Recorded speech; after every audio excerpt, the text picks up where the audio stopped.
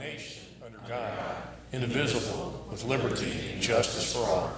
If you'd remain standing, I'd like to invite Pastor Joshua Long from First Presbyterian Church here in Harrison, Ohio, to provide tonight's invocation. Let us pray. Gracious God, we thank you for these men and women who have heard your call to service. And we pray tonight that you would bless them and that you would bless these proceedings. Father, you have given us great freedom, but freedom always comes with responsibility. And so as always, we pray that you would remind these councilmen and women that they serve the public trust beyond personal gain or glory. Give them your wisdom so that they would make decisions that bless this community. Give to them your grace so that they would work together in kindness, understanding, and peace. Give to them a deep sense of honor and courage, that they may do the right thing, even when what is right is not what is popular. But above all, Lord, we ask that you would draw them closer to you, so that they would remember always that in their service, they are serving you above all. We pray this in Jesus' name. Amen. Amen.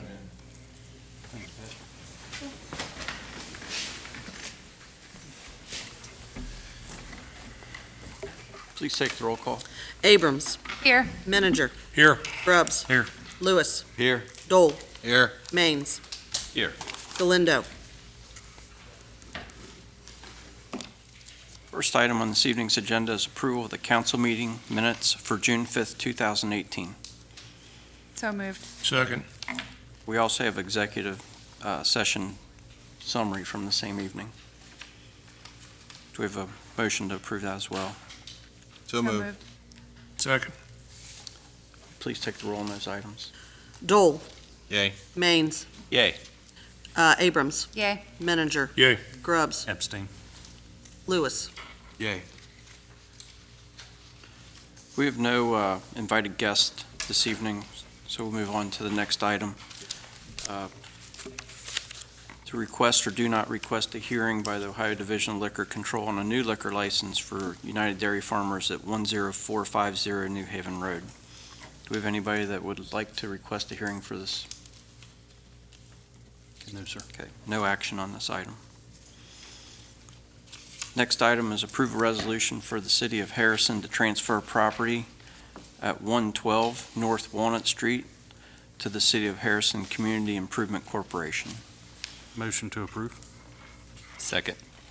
Is there any discussion on this as far as, I know that the resolution had a blank in here as far as percentage of revenue or from lease or sale to come back to the city? No, I think it's just a city asset that has been underutilized for so long Right. that we're finally putting it to use for the advantage of the community, so. And Mr. Mayor, what- members of council, also I want to remind people, because Catherine had reminded me that I think the building was originally purchased with utility funds, so any revenue that the city would get back from that would have to go into the Right. utility And account. we did spend a few $1,000s on some repairs out of the utility fund that we did tell them we would reimburse, so we would need to put probably $3,000 on for the repairs on that section of it. Is there a percentage that anybody wants to enter or not interested in a percentage or? Do we have to have the percentage? Because We it's do going to not. come back to the city utilities, so, but you're saying a percentage that the CIC would keep, or, no? The CIC would have 100% ownership. but Right. If they would enter into a lease or subsequently have a sale on the property, it was purchased with utility revenues. So it and, goes back there. If the revenue, if we'd said 10% that would come to the city, that would be deposited into the utility fund, into that item of the budget. We have any idea what we The paid for? appraisal's at 60, I think it's 70,000. 70. 70? Yeah. So even if you did 5%, that would reimburse the repair and Well, they're- maintenance upkeep The for, repair's separate. If you Okay. look in section 1, there's a blank for a percentage. And then there is additionally, the CIC will reimburse the city for recent repairs to the building in an amount not to exceed.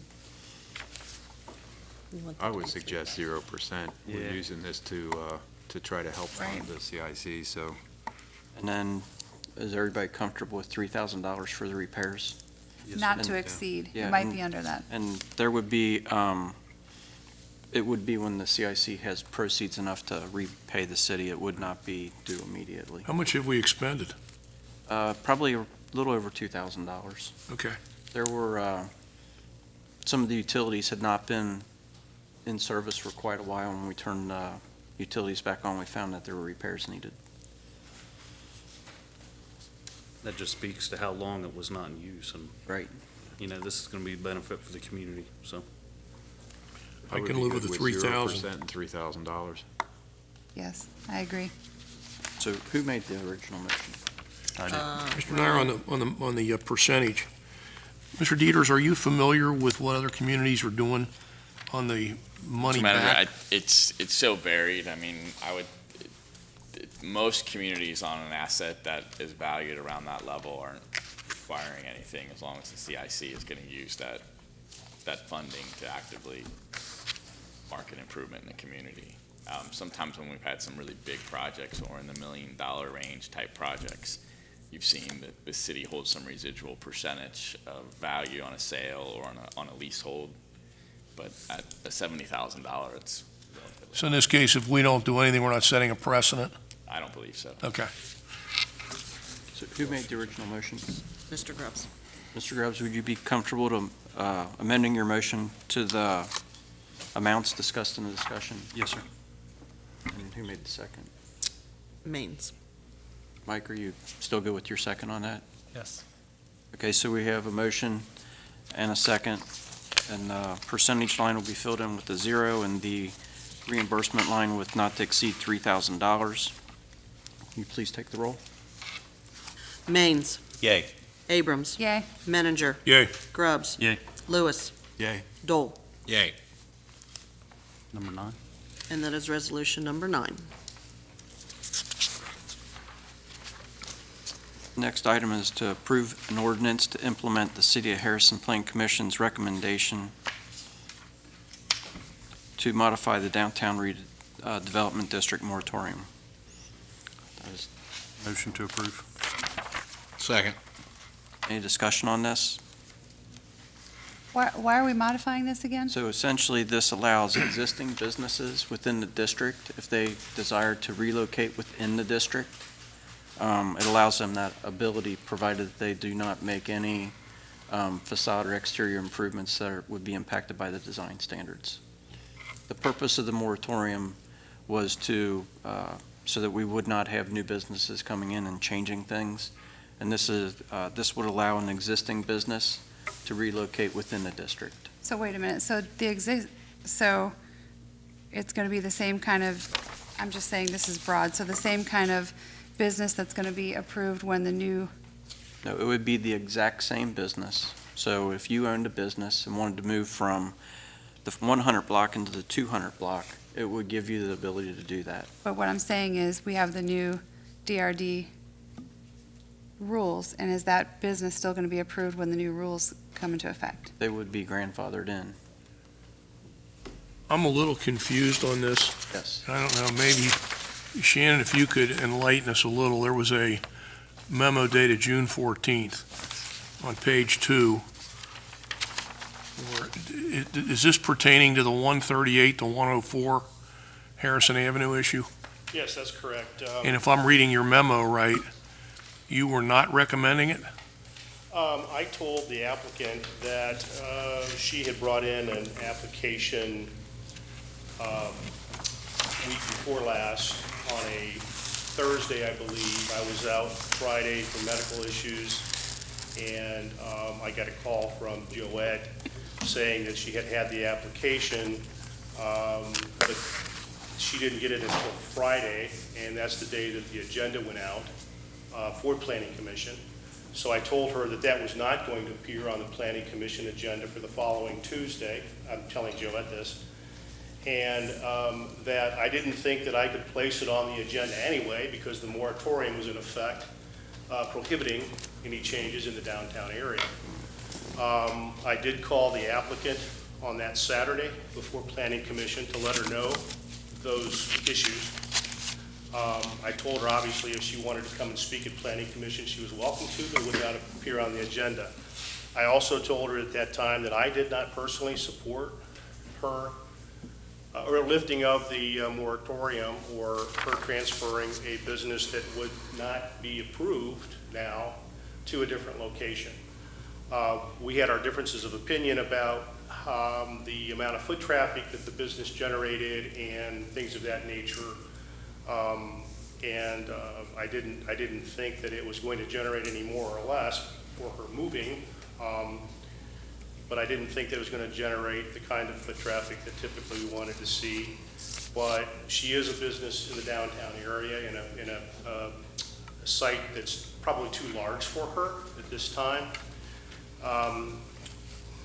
And then whether or not we can backfill that with a more active business at that location, I think it's probable. But those are all the mitigating circumstances that add to the situation. It is an existing business at 138. She wants to move to, is it 104? Is that right? Yes, sir. Yes, it says 104. The gray building, the multi-story gray building right on the corner. So if I'm understanding this correctly, we're voting on an ordinance to modify the moratorium, which we all agree is a good idea, to accommodate a business's move that we don't think is a good idea. Well, Well, Hank, So- I agree. we I all don't have our understand. opinions about that. Why I do mean, we? am I stating that correctly? Yeah, I that's think how I, it's kind of going back to my memo that, you know, whether or not she is the type of business that we would want to attract in the future, which has a lot of dark periods, you know, that's really not the thing that I think that we want to attract moving forward when we look at the DRD language. But then again, she is an existing business that I don't know that we foresaw this kind of situation, certainly in the time frame that we were looking at the DRD language coming forward as well. when does the moratorium expire? When's the 6 months up? Well, that won't expire until we bring to Planning The Commission design standards. the design standards, which we plan to do the first meeting of July Okay, for their public hearing, right. and then bring a public hearing to council for the second meeting in July, for the second meeting of council in July, public hearing and then a vote probably that night. So that's our timeframe. I think that we will have those completed in plenty of time to get those on the agenda for, what is that, July, what is that date? 10th? July 10th, and then council on July 17th. So basically, you'll have the design standards in well before the 6-month moratorium, right? That's, yes. Yes, and then the other item to consider is that we will have the language for the DRD changes in that section on the same time frame for the July 17th council meeting. Okay, so I'm just trying to understand. I have not really heard a good reason why we should vary from the moratorium. Is there something I'm missing? I think the only thing is that it's an existing business in the downtown now that may or may not be addressed in the new DRD standards that we brought to you on the 17th of July. So here's my problem with this. We enacted the moratorium for a really good reason, and we're working really hard to get those standards together. And this is it's not the same thing as spot zoning, but it's kind of like that, where you start carving out exceptions, and pretty soon the exceptions swallow the rule. Right. And unless there's a compelling reason to vary from the moratorium, I'm not even sure why this is on our agenda. So I have a question for you. I don't Would this understand. exclude this business from moving after the moratorium ends? Because she's already an existing business in the development district. Well, if you look at the existing DRD code now, it's really not a permitted use.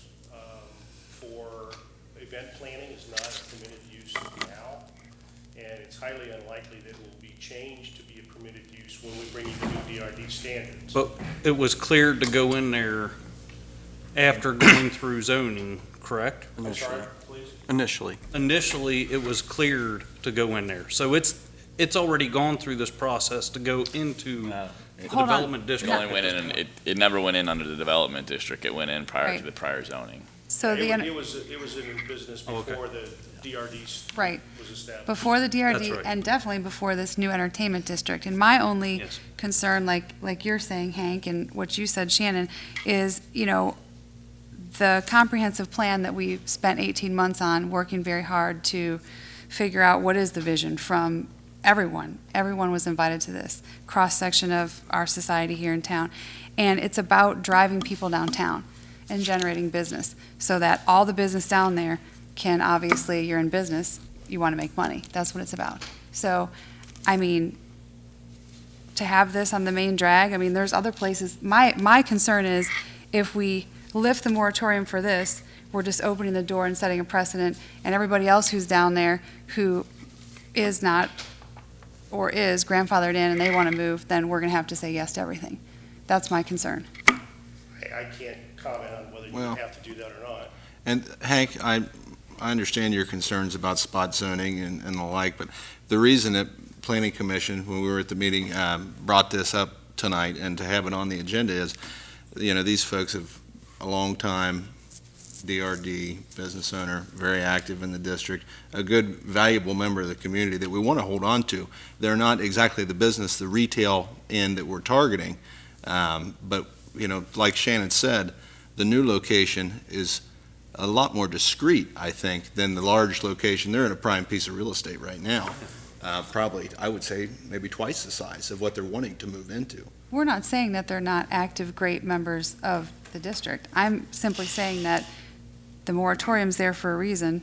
We set it for a reason. And if we begin to lift it and make exceptions to the rule at this point, I mean, we're a month out of making everything The official. applicant's here, why don't we ask her what the month's going to do for her? And if it's, why is that month that pressing, I guess, is what you want to know.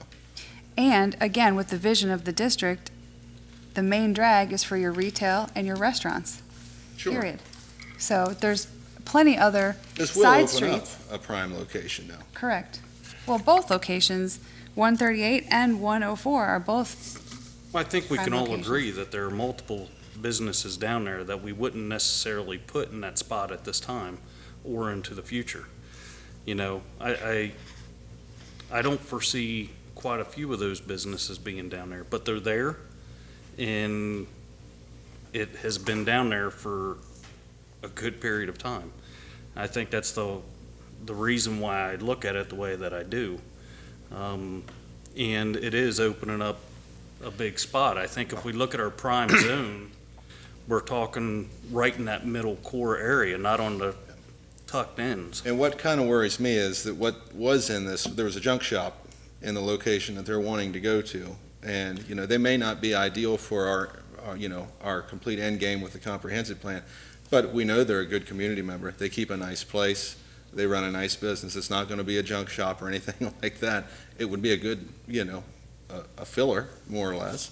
It's right next to a law office, so I mean, there are some non-retail things in that area. It was kind of the thoughts of the Planning Commission when we made the recommendation. I appreciate all those sentiments, and I know she's a good citizen, has a nice business, but to me, this is about process. And we have spent a lot of time trying to pull together our process here. And if there was a compelling reason, then I'm not wed to the absolute, letter of the rules all the time. But to vary from that at this point, we're barely having the ink dry on the document. Sure. And we're working on the design standards. We're working with all deliberate speed on that. And to vary from a process that we all agreed upon without a compelling reason, I can't see it. And, it may come off as harsh, and I don't certainly mean it to come off as harsh, but I just don't see it tonight, and I don't see, as I said, a compelling reason to vary from what we all agreed upon was going to be the process to move this, this whole community forward. And I And agree. if you start doing it for one, then you get the next one coming in the concern. door. It's just like up on top of the hill with the signs. You know, you give one guy a bigger sign to make a little variance because Ford wants it that way, then all of a sudden Cracker Barrel wants a sign 2 inches bigger. Yep. And then Kmart wants one 3 inches bigger, and there's no end to it. Right. So, you know, we're plodding through this.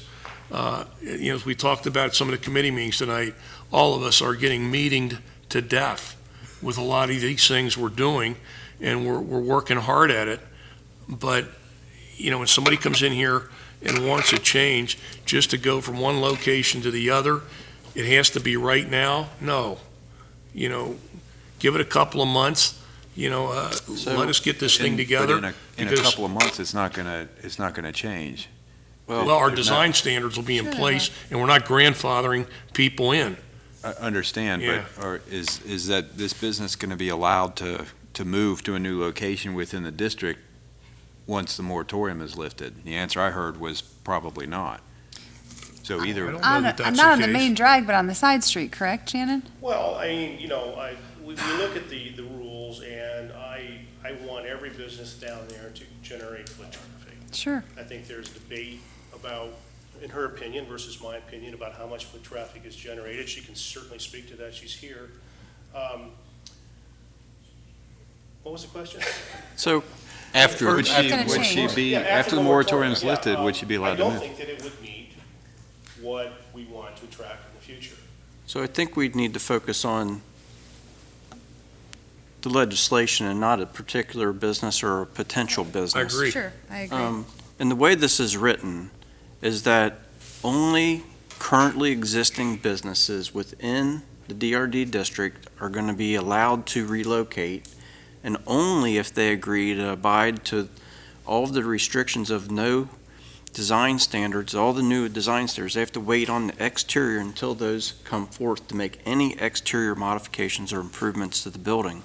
So I'm going to turn this on you and say exactly what I said not to, but if this was a prominent business down there that everybody up here loved, it probably would have gone through without an argument. This is a No. business that It's not about it's that. not fitting the vision that people have, so we're not giving it the consideration. We need to look at this as if the best business in the world was down there that we loved and said, you know what, we can't make our rent because our landlord just raised it. We're moving down 2 buildings so we can save $1,000 a month so we can stay in business. And everybody'd say, okay, because they're going to get locked into another long-term high-rent lease if they don't. So, hold on. To me, I don't care what the business is or who it is. They're an existing business in the district right now. They're already grandfathered in. If they weren't moving to a different location, they could be there for the next 50 years, and there's nothing we could do about it. Right, but So, there's nonprofits down there too that are there and they're generating no foot traffic. That's not, again, it's no different than this. Let me play devil's advocate with you, Mayor. So would you grant, and I already know the answer to this, would you grant the curb cuts in front of McDonald's at the horrific intersection today that they granted 30 years ago?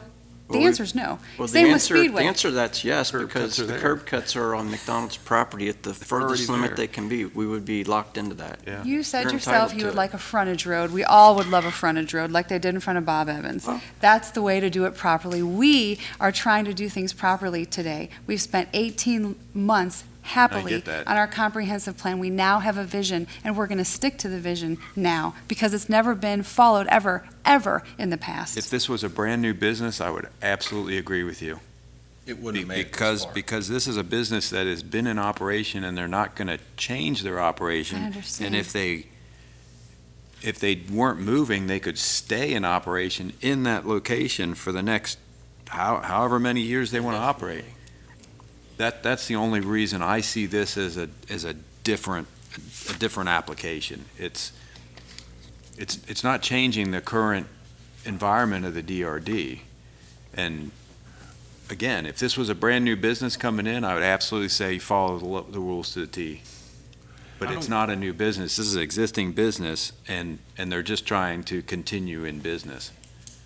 And I don't see a mass shuffle happening. I don't either. I Not don't think, yet, I don't think you're But gonna we get set a this run on precedent, we set the applications precedent, there might be. So, for 2 months.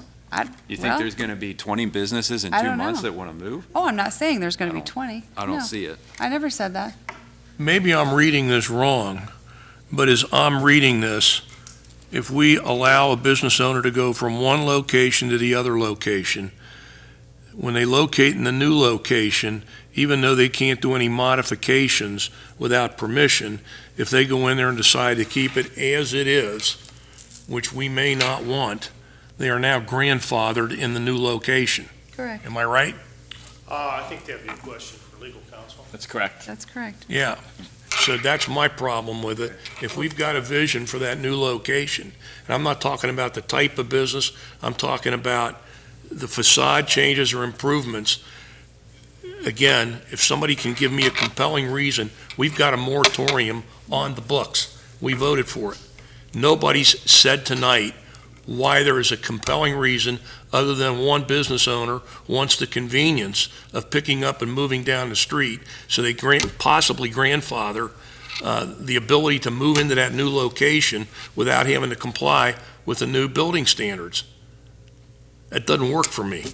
If they don't move, they won't be forced to update their facade either. Pardon me? If they were not to move, if they stay right where they're at. Right. Their facade can stay the exact same way it Exactly, is in that until they- location. until they decide to make a change. Right.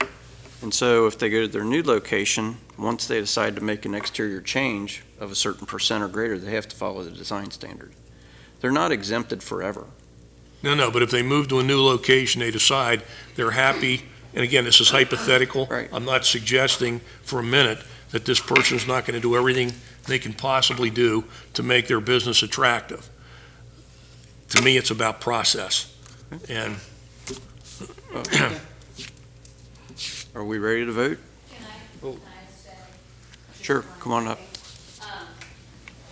I totally get the process and appreciate the process, and, as far as the DRD standards and the exteriors, we would not change anything outside until you guys came back and said this is what it is. We understand that we would have to, come to you and ask for that permission. I can tell you now that the only thing that is in our head for that spot in particular is that after the DRD is gone through, is to come and talk to you guys about what an acceptable awning or door overhang would be for that spot, just because it doesn't have one. So that, in our mind, that's the only thing externally that we would even consider. There's gonna be no building or anything like that on the inside of the building. Part of the plan commission meeting, myself and my partner Marie, did agree to having retail within our store, something that is appropriate for what she does, which she would be doing landscape photography, that kind of thing that she would be selling. On my side, it would be, basically anything that you use for events and jewelry. So, I mean, we did, have a discussion about that, excuse me, that night, and that we would be willing to do that. Like I said, I can totally appreciate the process, and I appreciate the time that you guys are taking to look into it. Really, that's all I have. So Yeah, why that location, though? I mean, why? That location, as our businesses have changed, as much as we love where we're at and it's a big, gorgeous, open space, what it doesn't afford us is a spot where if one of us is working with a client and the other one needs to be somewhere with their client, there is no separation. Oh. So this affords us that. And also, we're hoping to, instead of having a separation of our files where we don't have access to our paper files on site, we're hoping to have that in a small office in the back. So, and plus, like I said, the layout of where we are currently is gorgeous, but it does not, as our businesses have changed and grown, we see a different need. And I know from the very beginning when Shannon came in, first thing he said when he walked into her space was, I could do something else with this, as far Right. as, a Sure. nice retail shop. So, I mean, that. I did not suggest building No. But I mean, that's really our main, it's just, it's really as our business has changed.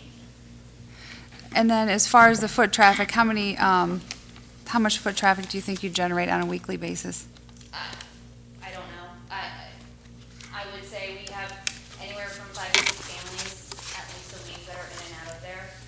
It's not a 8 to 5 type of situation typically. However, the families are sent to multiple stores throughout downtown. So, like Marie, when she does newborn parents, it's always, we have the baby go get coffee because we know you need it.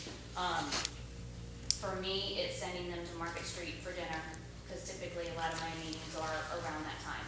And Brenda has been wonderful about sending me dinner for them to have it within the studio as well. So, I mean, we do try to tell them about the downtown businesses and what they can get while they're there, so. Okay, thank you. Any more Sorry, did you have another question for me? I apologize. What I was wondering, and I guess the biggest issue is that the business itself would not be an accepted business in the DRD if it was a new business coming in. I understand that. From the facade side of it with the moratorium, if they were an accepted new business coming into that location, what, if anything, would they be required to do to the facade as they moved into that building? Or is it just, if you do these things, you have to do it this way? Well, they wouldn't probably be required to do anything to the building as it is currently. The front that's facing Harrison Avenue is actually pretty nice. The owner of that building does plan to do work on the other side facing State Street.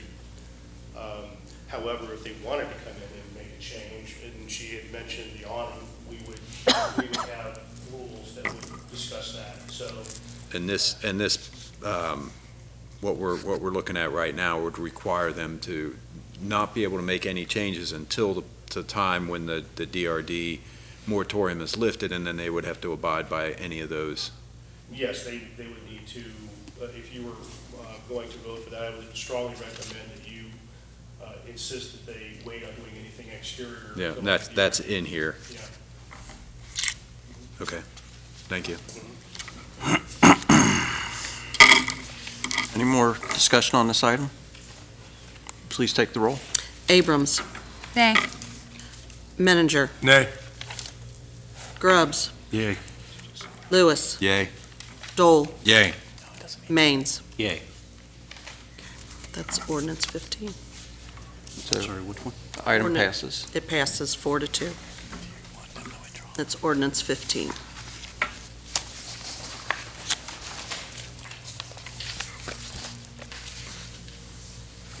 Next item is to set a public hearing date for changes recommended by the City of Harrison Planning Commission to Chapter 147 Supplemental District Regulations.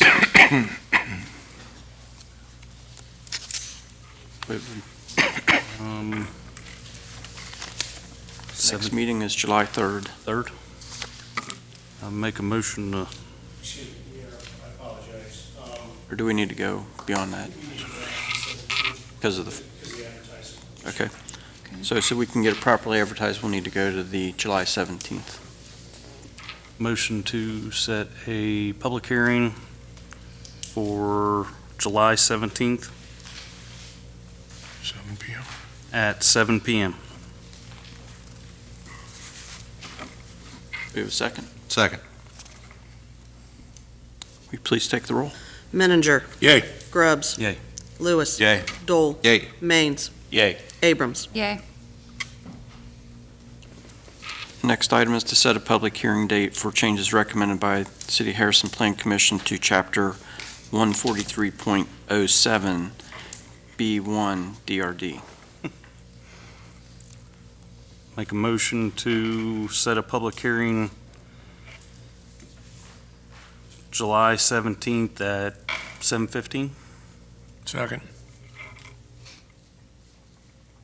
Please take the roll. Grubbs. Yay. Lewis. Yay. Dole. Yay. Maines. Yay. Abrams. Yay. Menninger. Yay.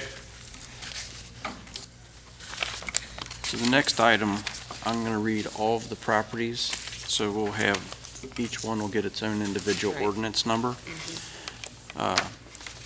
Is to approve an ordinance to levy a special assessment on the properties for the total cost of nuisance abatement and repair or removal of unsafe conditions. 327 1/2 North Washington Street, $100. 99 Campbell Road, $100. 204 North Vine, $100. 411 Broadway, $100. 307 Weather Vane, $100. And 206 Circle Drive, $125. Motion to approve. Second. Any questions? Is this all just tall grass or what, or a mix of things? Are they all tall grass? Okay, What's the 125? Bigger yard? okay.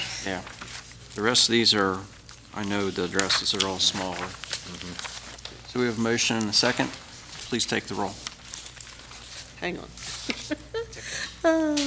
Let's see. Lewis. Yay. Dole. Yay. Maines. Yay. Abrams. Yay. Menninger. Yay. Grubbs. Yay. Okay, so that's ordinances 16 through 20, 17, 18, 19, 21. 21. Okay. Next item is to approve an ordinance setting compensation rates for directors and other non-bargain positions. Mayor, due to the timing, I'll move to table that. Second. Okay, so we have a motion and a second to table this item.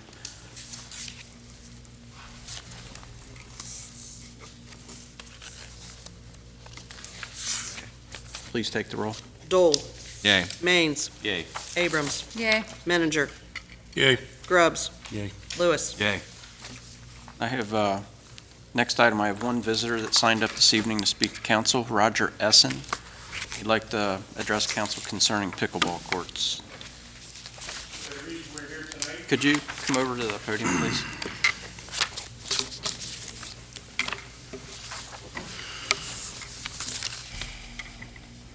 Have to put you on TV. Yeah, the reason we're here tonight is last spring, we approached city council concerning pickleball courts. And we haven't heard anything about the pickleball courts, and we were just wondering what's happening. If you gentlemen had a chance to go down and look at Brookville, I know somebody said you're gonna go and take a look at the courts. And has anything been done, or has any decision been made? I So, know we have the money here, and more people are playing pickleball in Harrison, and we're just running all over town trying to play. We'd like to know if we're going to get our pickleball courts. I've been in conversations with township trustees because the property here is jointly owned, and they are very supportive of this measure, as am I. The question is, where we put it, we don't want to have a negative impact on whatever activities in that area now. We've not settled on whether it'll be on the tennis court area or back at the basketball court area. And then there was also concerns about, that Rick Dole brought up, do we put permanent striping down and convert the area so that it's going to be used that way? Because you'd have to take the net down on the tennis court. And if you stripe it out at the basketball court, there could be, we don't know. We're working through that part. The township is very supportive of this, and I believe I am too. I don't know that the current Building and Lands Committee's been involved. Last year, the Building and Lands Committee was involved in discussions about it, but I've not heard a report from them on it. And the funds to do it are relatively small. It's just coming to an agreement with the township on the location, because they're 50% of the grounds is theirs. Mayor, what if we build and designate pickleball courts to the, if you're looking at the tennis courts to the right, there's all that open space there, so that they're not jockeying for We court looked at time? construction, and construction costs are very high, because you have to put the base down and then level it. And it's not excessively high, but compared to just taking an existing space and then converting it, it's significantly more. So do we have a number, or no? We didn't really get that far. Rick Dole was gonna get a number. I don't know if he got one or not for We had an construction. original estimate. Have a number for that. What? I think Tom Lozikamp might have gotten I a was number. gonna say, I think we had a number at one time, Well, because think I at remember the meeting last he said conversation. And that was construction, right? Yeah. New construction. And if we do go to the construction route, it would be a 50-50. Sure. We would pay half and the township would pay half. So, who chairs building lands this year? Is that you? Urbano. It's Urbano. Urbano and Mike's on it and Ethan's on it, right?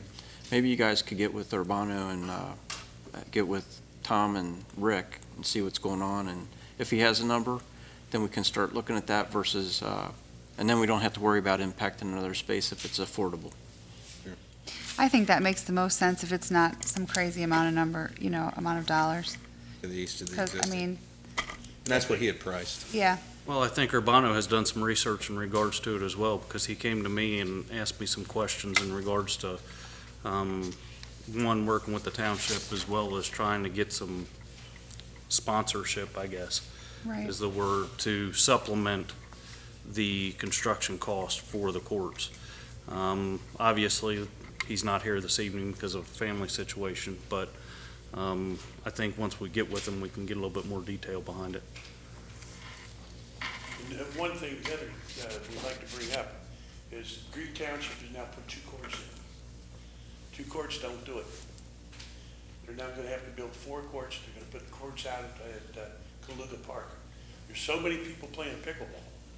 If you put 2 courts up, you're gonna have to put 2 courts up the following day. Pickleball is not like tennis. You go out to play a tennis game, you're out there 2 hours, 2.5 hours, and 4 people play. When you play pickleball, there's 4 people at court.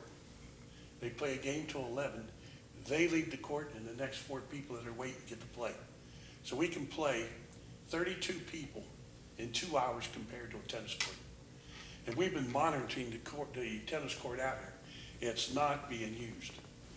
We've seen people play late in the evening. We've been here in the afternoon. We've come past in the mornings. You've got 2 nice tennis courts. We can put 4 pickleball courts on 1 tennis court. And you don't have that much expense. You got your 4 posts. pickleball courts on 1 tennis court or 2 tennis courts? So, 1 tennis court. so you could put 8 pickleball courts in the space we have In now? the space you have out there. Okay. But I don't think you want to take away a tennis court.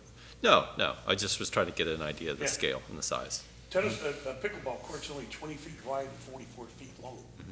Now, the surface is similar to a tennis court, requires the same kind of maintenance. Most of the same, yeah. Yeah.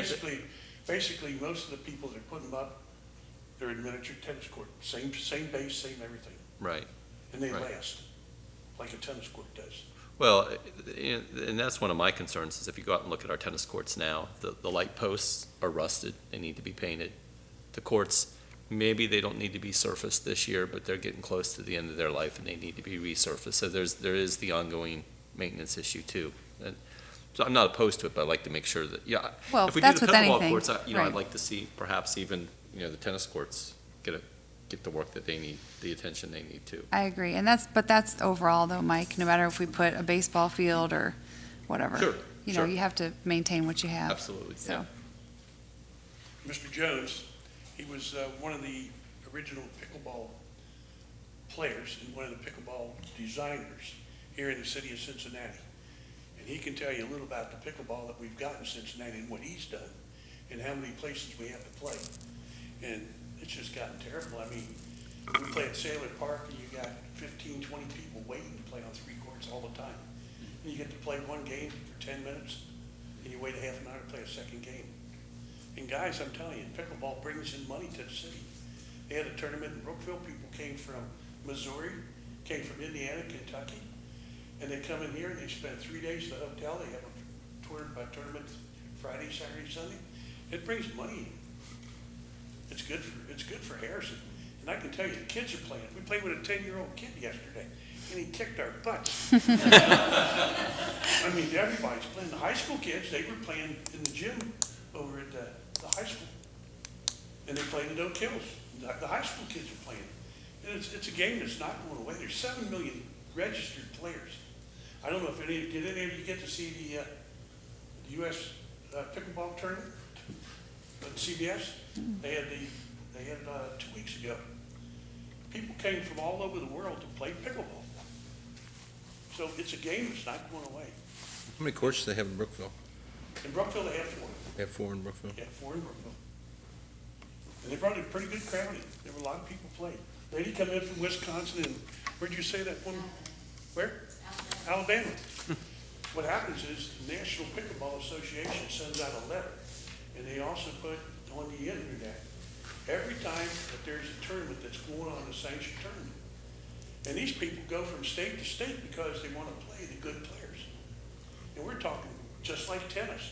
Now the National Pickleball Association is paying the 5-0 players, which are your top players, to come play in tournaments because they're so excited about what's going on. We're hoping it's going to be an Olympic sport in 2024. And down where I'm living, right? He's headed for the Olympics. It's exciting. Down in Punta Gorda, Florida, I belong to the Peace River Pickers. We're putting in 16 courts in September, outdoor courts. We're putting in a bar, a restaurant, and 8 indoor courts. The following year, we're putting in 16 more outdoor courts on one piece of property. That's how it's growing. And we got 40 courts sitting in Fort Myers. And they're always busy, all day long. So we sure like you guys to get working on it because we're really tired of driving all over the country to play. Mr. Jones? I can talk forever, and I will talk your ears off about pickleball. I've been doing this for only 3 years. That's not very long in the pickleball world.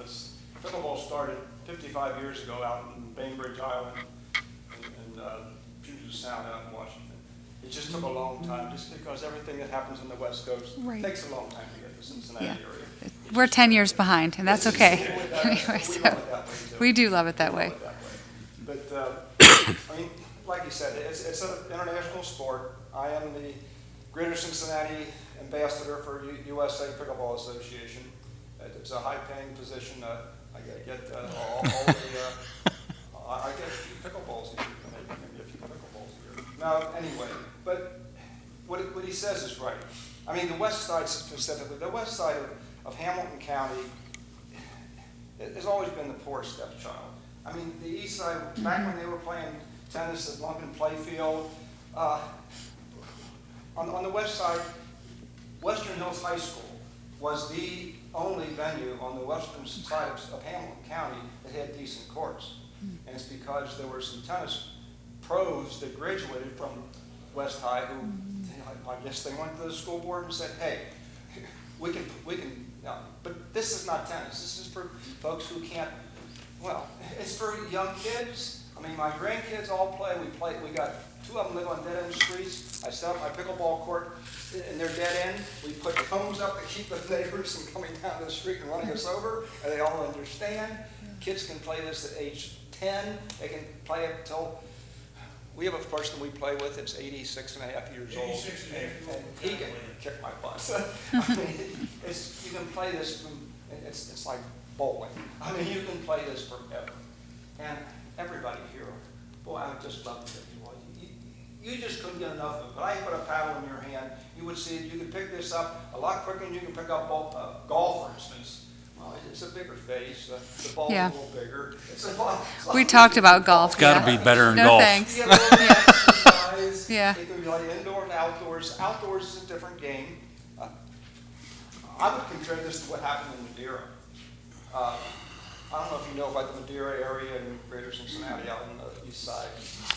They had 6 tennis courts, which were strictly tennis courts, and the community wanted them to always be tennis courts and nothing but tennis courts. It got into the newspapers. The tennis crowd says, no way, you're not going to put chalk marks on our tennis courts. It took about 1 year for people to go to council meetings like this to convince them that there were more pickleball players in Madeira. Who knows? I don't know the numbers. I mean, 5 to 1, the tennis players. The tennis players have been doing this all their life. Their parents did it, their grandparents did it. They didn't want to give up their courts.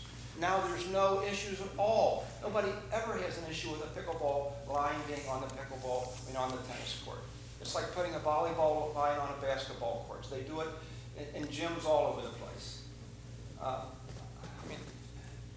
any question you want to ask me, I'll be glad to answer. I mean, I can tell you. So Madeira shares the court, the tennis courts? Yes, in Yes. Madeira, they share their tennis courts with the pickleball players. Okay. Nobody, I've been there half dozen times, and there's nobody ever's come out and said, you know, you're out of here, these are tennis courts. It just, we're happy people. You have to We're all- share, we're all right? getting exercise. Good. And everybody knows that everybody can't play tennis until they're 90 years old.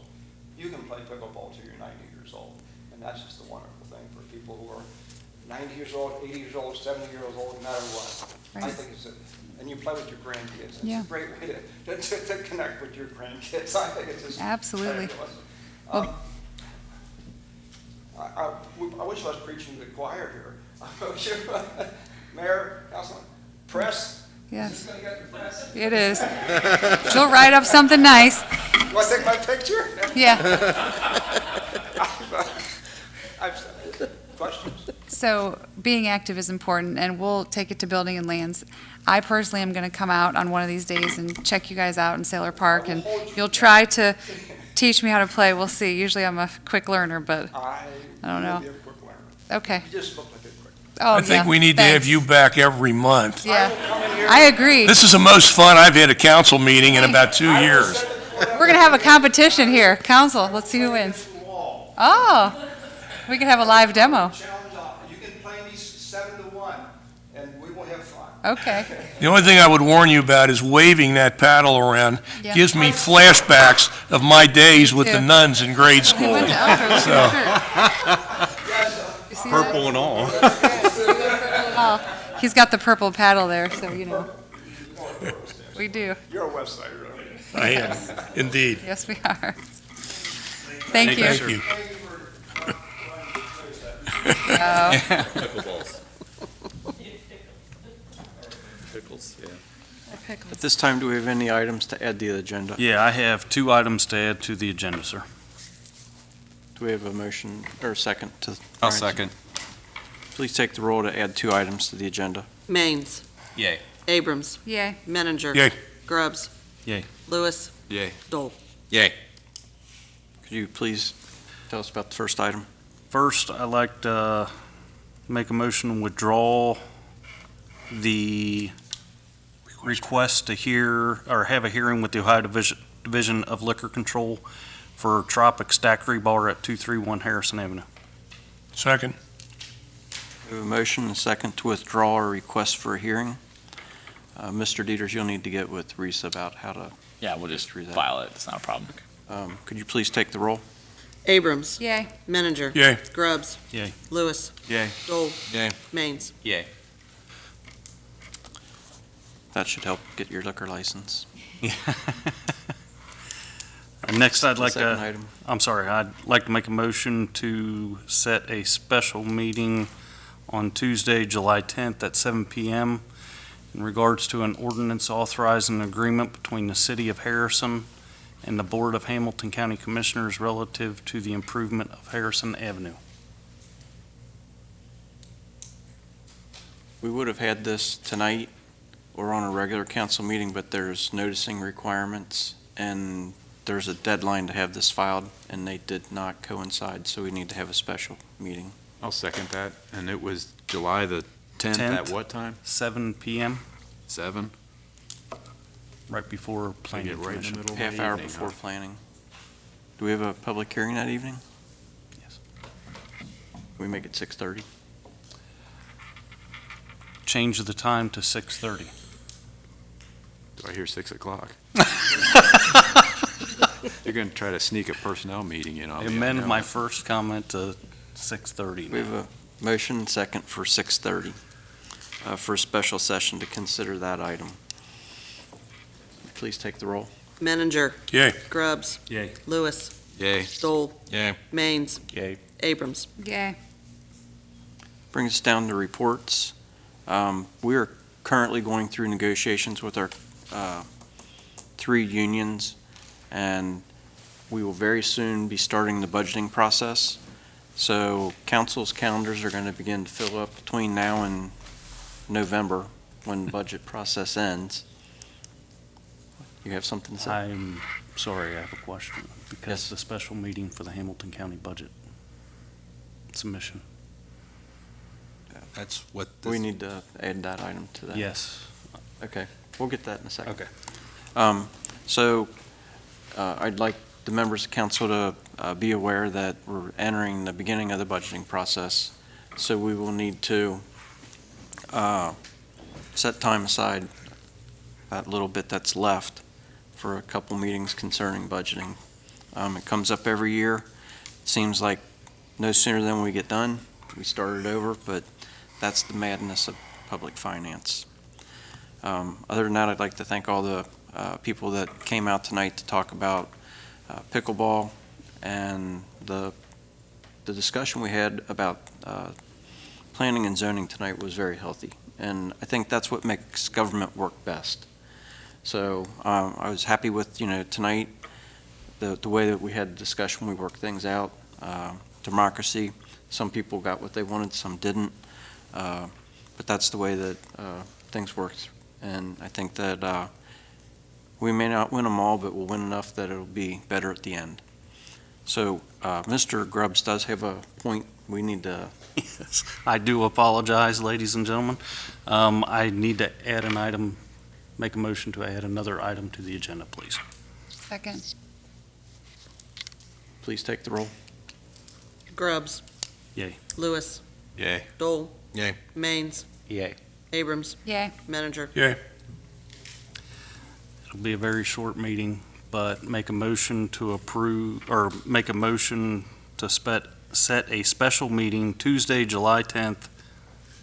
You can just add that as an item for the same meeting. Okay. You could just make that special meeting for two purposes, not only Right. Do I need to reread this? you'll need to vote on it. Just but add. Still the- at 6:30 or? Add, add that to the agenda for that meeting. Correct. okay, add a special meeting in regards to submitting our annual budget to the Hamilton County Commissioners for review and consideration. Second.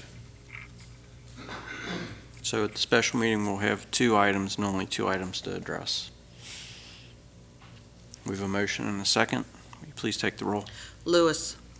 Yay. Dole. Yay. Maines. Yay. Abrams. Yay. Manager. Yay. Grubbs. Yay.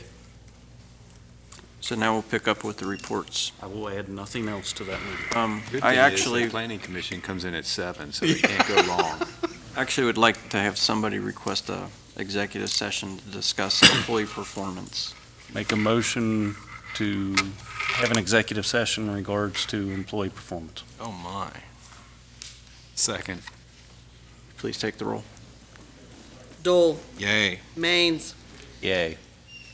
Abrams. Yay. Manager. Yay. Grubbs. Yay. Lewis. I'll say yay only because I was guaranteed it would be only 5 minutes. Oh, no Said way. It's going to be 5 minutes. 5 minutes, yay. So, This is going to be a first. I'm going to break a record. So, I'm we're gonna going set to the my law timer. director's report. Mayor, members of council, I have nothing this evening. Thank you. Thank you. Ms. Abrams, do you have a report this evening? I do, Mr. Mayor, thank you. I want to first thank Pastor Joshua Long coming out for that beautiful invocation. We appreciate your time and, of course, being here for that. And, of course, the pickleballers just left, but I am going to take them up on the invitation to come see what they do at Sailor Park, and I'm going to learn, so stay tuned. The Greater Harrison Pet Club hosted the Pet Festival on June 10th. Unfortunately, it was rained out. The new date is August 19th from 1 to 6 p.m. right here at the Community Center. Our first summer concert was a success, despite the rain. Thank you to FCN Bank, of course, for sponsoring our concert series, and thank you to all of our volunteers who make these events possible. Join us for the next concert on June 26th, 7 to 9:30, featuring Danny Fraser Band right here at the Community Center. Our Harrison Recreation Commission movie night was also a success. Join us on June 29th for The Lion King. Of course, you'll enjoy free La Rosa's cheese pizza, popcorn, and snow cones while supplies last. Our next recreation meeting is July 11th at 7 p.m. And of course, our new event, Music on the Avenue in downtown Harrison in the district, our first event was a success. And our next event is July 11th from 7 to 10 p.m., featuring Dangerous Jim and the Slims Band. And then mark your calendars for August 8th, which will be featuring 90 Proof Twang. We've had 2 devastating fires on a totally separate note than events. We've had 2 devastating house fires in Whitewater Township, one over the weekend, and of course, one yesterday. I want to thank the Red Cross for all of their help, and of course, a special shout out to Harrison McDonald's for their generosity in feeding the personnel who were there working the scene. Thank you to every department, which is pretty much the entire west side of town and Indiana. There were way too many departments to list here who helped all of us out, but we appreciate the assistance. That's all I have, Mr. Mayor. Thank you. Thank you. Mr. Manager, do you have a report this evening? I do, Mayor. The fire committee met this evening. The chief went through the monthly report review. We are running ahead both on rescue, fire, as well as EMS runs for the year, and significantly so. I just think we've got more people here, and we've got more going on. The Medi-Count billing report is coming in, I would call it significantly ahead of budget, and if the trend continues, that's going to be a kind of a good note at the end of the year.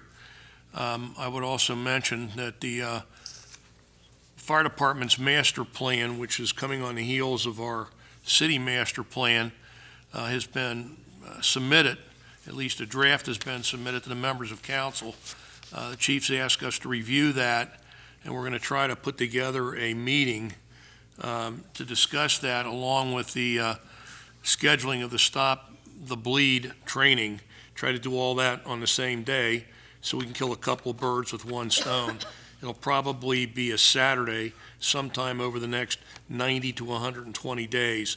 We've got a lot on our plates this summer with vacations, with collective bargaining, and a lot of other things going on, as well as the master plan prioritizing meeting that we've got scheduled in August.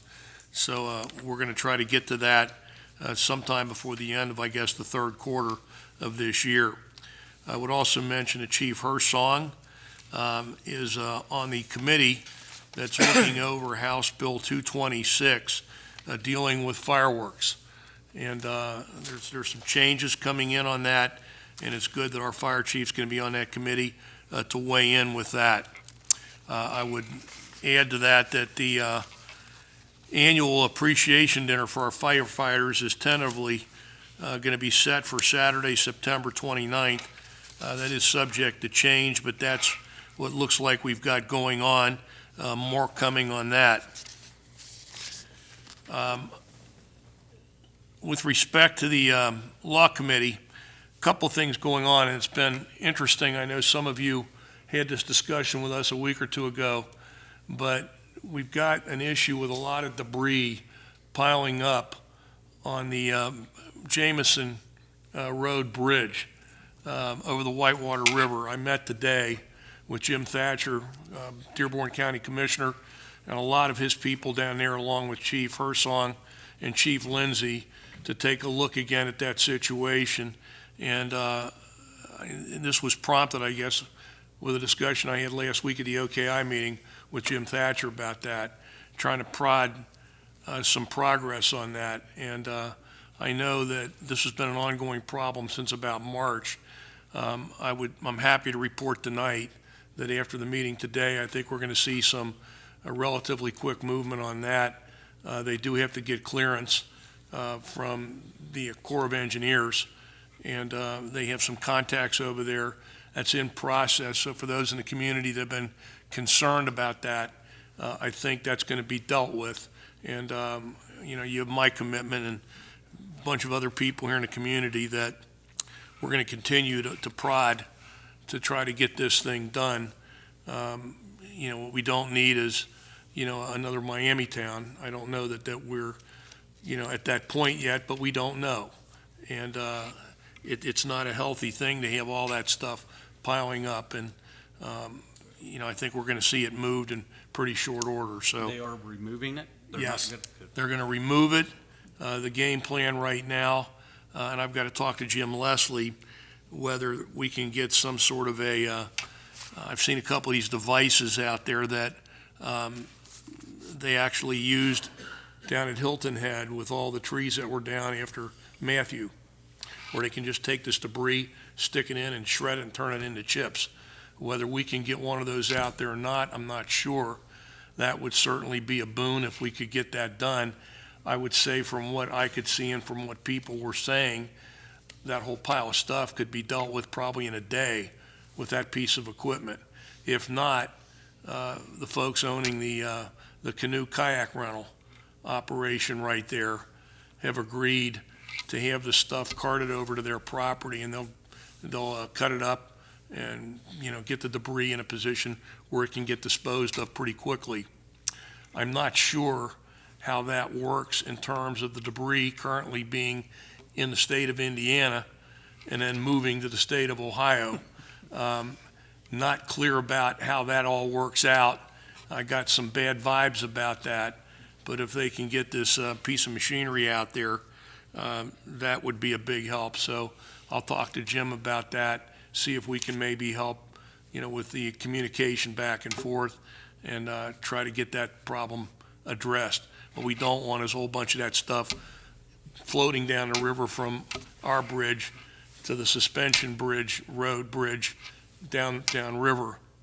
That's not really helpful. That eliminates a problem that we have here and makes it someone else's problem. And frankly, it's not really Harrison's problem. This is a problem on the Indiana side of the line, but, that bridge is important to the people in our community, and we want to get it dealt with. And I got to say, Jim Thatcher was right on this. I talked to him Thursday. He was on the phone to me Friday, had this meeting set up for today, and he was right after it. So hats off and kudos to him. With respect to law also, I got an email from the mayor. Growth brings progress. Progress brings issues that we never imagined we'd have. So the latest one now is the possibility that we may have to enact some golf cart legislation. Mr. Dieters, are you familiar with that? I am. So we've got folks, I guess, tooling around in some of our subdivisions on golf carts, which has created some concern by other members of those neighborhoods because of who's tooling around in them, whether they're licensed or not, how they're driving them and whatnot. So we've got another little thing that we've got to now get some research done on and see if we can get that problem in line so people that want to drive around in golf carts can. When one of them's doing the steering and a different one's pushing the pedal, they're a little bit too young. Well, whatever. Mr. Dieters will give us a full report shortly. So I also want to mention, too, that we've had a lot going on legislatively and even court rulings. The Supreme Court ruled last week that it is now legal for Ohio to purge its voter rolls of people who failed to vote in 3 successive federal elections or intervening local elections and who also fail to respond to notices. So those of you out there that want to retain your right to vote, you need to vote. Or if you're not going to vote, don't discard your mail that comes from the Board of Elections or the State Department of Commerce or whoever, because if you discard that and you don't vote, your privilege may disappear and you may have to re-register. So it doesn't mean you'll never be able to vote. And the Supreme Court ruling did overturn a prior ruling by the Sixth Circuit that said the state of Ohio cannot do that.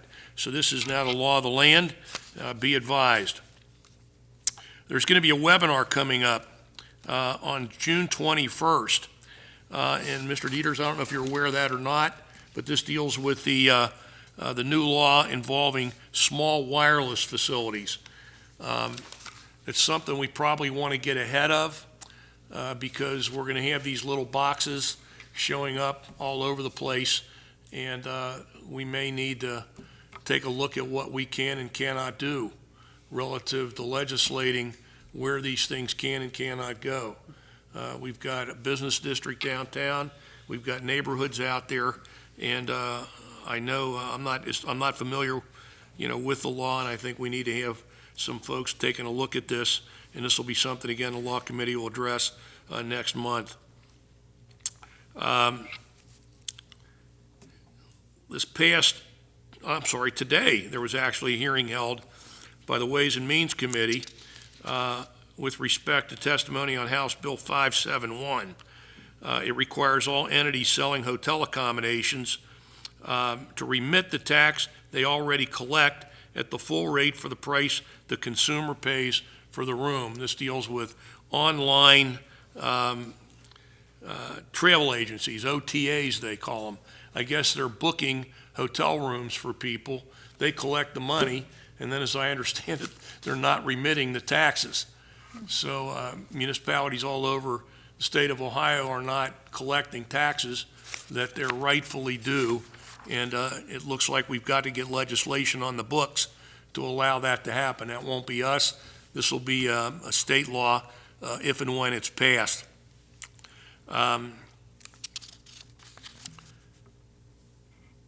There's also a bill pending, House Bill 66, to deal with a second hearing on a bill that would help municipal officials deal with urban blight within their jurisdictions. It would prohibit individuals who own or control private property in municipal corporations from dumping litter and allowing their property to become blighted. That's all I have to report tonight. That was my filibuster for this week, and we'll move on to my colleague. I think your report was longer than mine. Congrats. Didn't time it. No? Stop it. That was quick tonight. Penalty flag. Yeah. Thank you, Mr. Manager. Mr. Grubbs, do you have a report this evening? Yes, sir, I do. Since we were having a short executive session, he thought he'd try to carry it all in here. Had Finance Committee this evening. So couple months ago, we had changed over our insurance broker to Haran, who is in the process of working with us for insurance quotes for the upcoming year. But through those discussions, we were able to meet with them in regards to supplemental insurance for our employees. This evening, we did decide to go with Haran.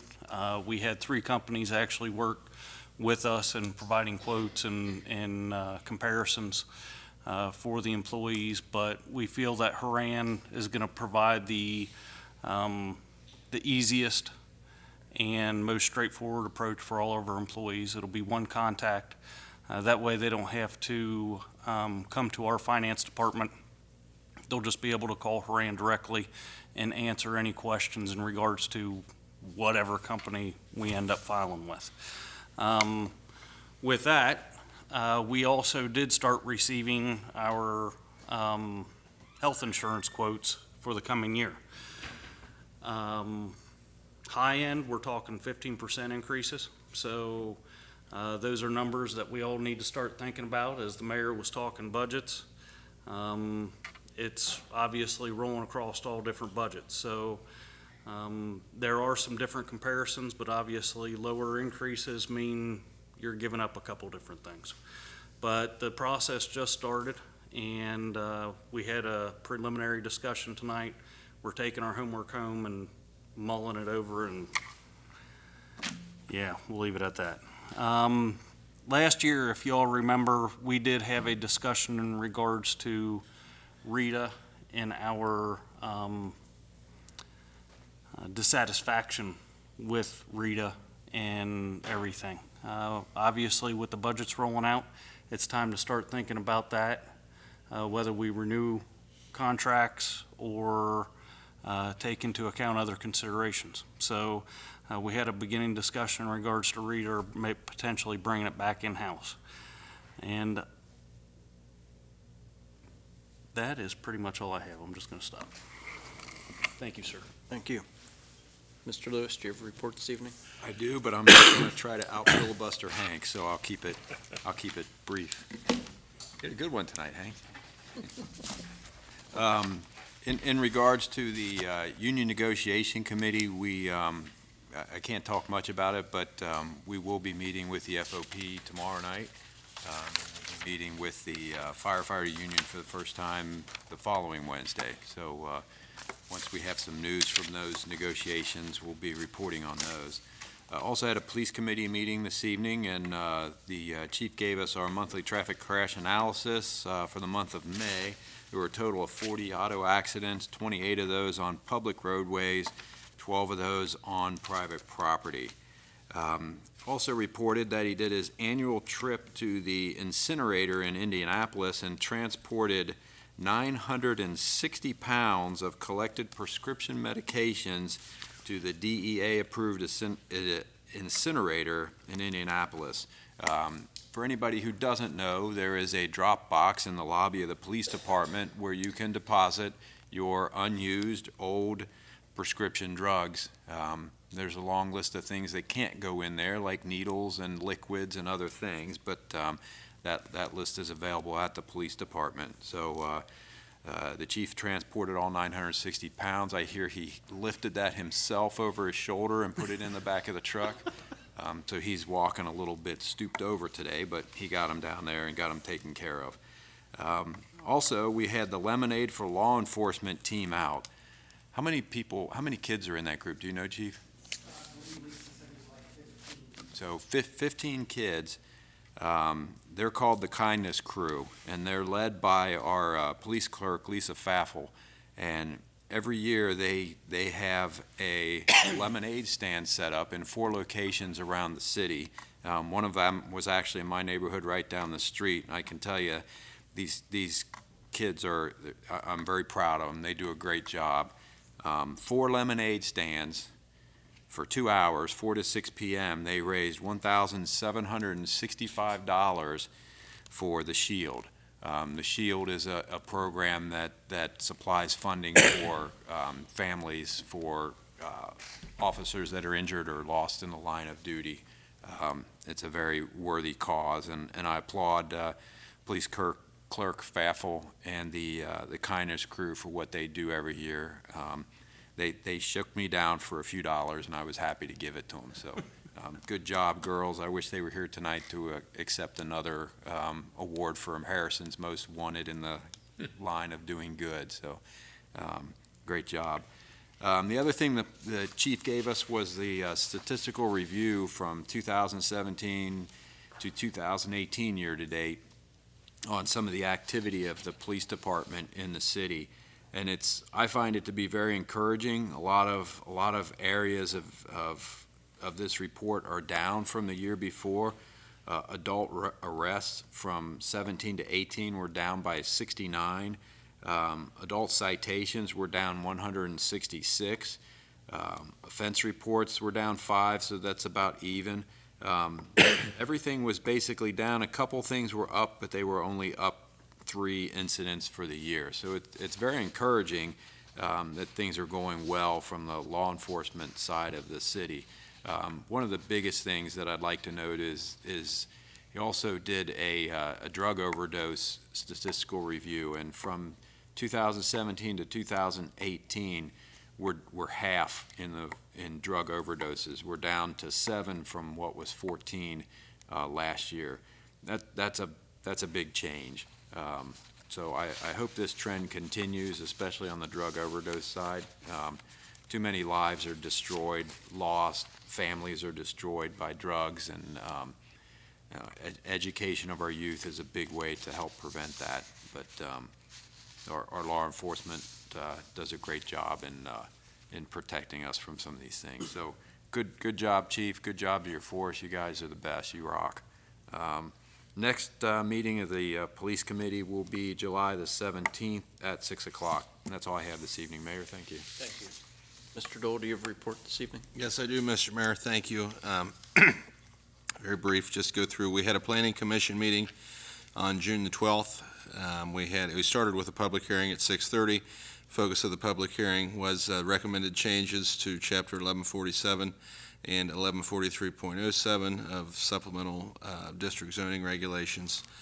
After the public hearings, we went through, Planning Commission did approve, as you saw tonight, recommendation on both of the zoning regulation changes to be brought up to council for approval of hearing. Then we also approved a business application for the Tropic Daiquiri Bar. That address was, what is that address? 231. 231 Harrison Avenue, yep, that's that. 231 Harrison Avenue. And then tonight, as you saw, we waive the hearing on that once we got some more information from the applicant. So we went through those. We also heard from a current downtown business owner, which is where the motion tonight to rectify or modify the downtown redevelopment district moratorium came from. So that was the extent of the Planning Commission meeting this month. Next month, let's talk Streets, Utility, and Storm Committee meeting. We'll have a joint meeting on July 2nd at 6 p.m., and that's all I've got. July 2nd or July 3rd? Third? Third. Tuesday's the third. Well, I guess we'll have it on the third then. Yeah. Be the first Tuesday Nobody will in be here on July. the second. First Tuesday in July, we're going to have a meeting at 6. Both days. I hear they're really fun. Well, that's fine. If you want to come in, yeah, sure. I'll be there. Thank you. Mr. Maines, do you have a report this evening? I do, Mayor. Thank you. It's rough being the last one. Oh, my. Or second to last one, yeah. Ethan, to your point on the street committee meeting Yes. on that Tuesday, we have Caroline Duffy coming from 143 Engineers. Just want to remind you about that. And the rest of council, she's going to come and talk to us about our green space initiative. I mean, when I saw the master plan, I saw the green space, and I heard some of the things that Caroline Duffy was talking about at a Tri-State Trails meeting back in January, I thought we've got to get her in and talk. So certainly myself, Ethan, and who else is on streets? Ryan. Right. Sorry. We'll be there, but if you can slip away from those other boring committee meetings, you have that first Tuesday of the month, and join us and come hear what she has to say. She knows how to get the grant money. She wants to get the grant money so that she can get the design work. It makes a lot of sense for her. So very excited about her coming on July the 3rd. Tree board meeting, we will meet June 26th, next Tuesday, 7 p.m. in the executive conference room. Come to that for 15 or 20 minutes before you head out to the concert to see that. That'll be my plan, to go see the concert after our tree board meeting. Our yard waste cleanup will be the last Saturday of this month. That's June 30th from 9 to 2. Bring your yard waste to the end of Industrial Drive behind the community center. The street department will be there with their smiling faces to help you dispose of your yard waste, tree clippings, bushes, all that kind of good stuff. Next IT committee meeting will be on that July 3rd at 5:40. And July 4th, we have lots of activities going on with rec in the evening, the parade and all the concert and the fireworks. But that morning, we have a fun run. Registration starts at 8 o'clock. The race will start at 9 o'clock. It's a 5K run walk, $20. If you want to get a T-shirt, you need to register soon. And you can find that. You can email me. I can send you a link. You can find it on Facebook, July 4th Harrison Fun Run. It's $20 for the T-shirt. It's a nice dry fit T-shirt, nice and patriotic. We've got quite a few sponsors already. I think we've got, I'm going to guess we have about $1,500 raised for the Mayor's Fund. And with that fun run, and that's not counting the T-shirt registrations. And we have a pretty good registration count so far. I don't know the exact numbers, but I was pretty happy with where we're at with sponsors. And so I think we'll have a nice event on July 4th. So get out and come run with us or walk with us before you eat funnel cakes and burgers and all the great stuff that we'll have at Rec that afternoon. Lastly, I spent my lunch hour today down walking the Doug Motocross Park in Willow Park. I was down there with Ohio Department of Natural Resources urban forester Wendy Van Buren and tree board member Gail Chuck, and we just looked at the overall condition of the parks, brainstormed on some projects that we can do for the upcoming service day, the September 15th service day, the Make a Difference Day, and just some things that talked about the berm, some things that we can plant there, trees. It was just, and she also gave us a name of a fellow by the name of Brian Bowl with Hamilton County, who could talk to us about some plants that we can put along the bank to deal with the erosion issues that we have along the river. So we have a contact information there. And just, I could talk about this for another 30 minutes. You probably don't want me to. No, Mayor shaking, hurry up, get done. And I understand that. So, but the nice thing about that is I have that connection with Wendy. She does a lot of work with this, with the Tree City work. And we'll have some ideas for some upcoming projects to do down at the Doug, the Willow Park Community Center, all dealing with all the service days and things we've got coming up. So I'm excited about that. So that's all I have. Thank you. At this time, we'll retire to executive session.